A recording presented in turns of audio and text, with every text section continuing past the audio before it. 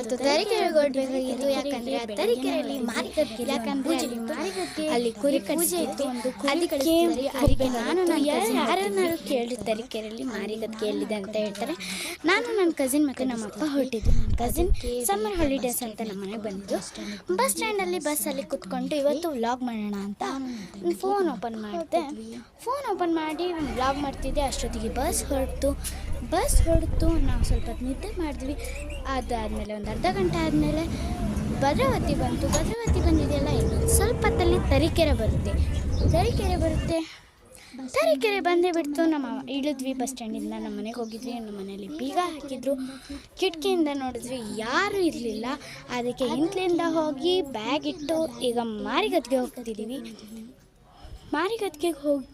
ಹೋಗಿ ಮೊಸರು ಗುತ್ತಿ ತಿಂದ್ಕೊಂಡು ಬಂದ್ವಿ.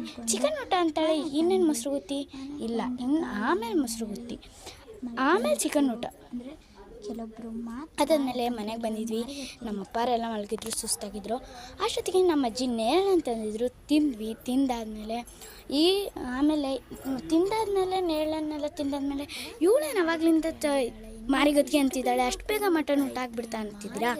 ಇಲ್ಲ, ಈಗ ಒಂದು 5 ನಿಮಿಷ ಗ್ಯಾಪಲ್ಲಿ ಮನೆಗೆ ಬಂದಿದ್ವಿ. ಈಗ ಮಾರಿಗದ್ಗೆ ಹೋಗ್ತೀವಿ.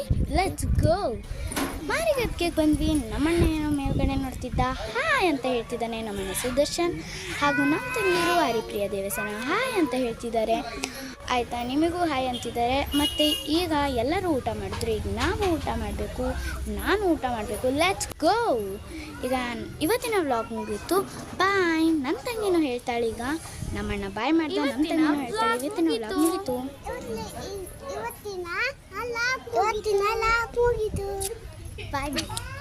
ನನ್ನ ತಂಗಿನೂ ಹೇಳಿದ್ಲು ಇವತ್ತಿನ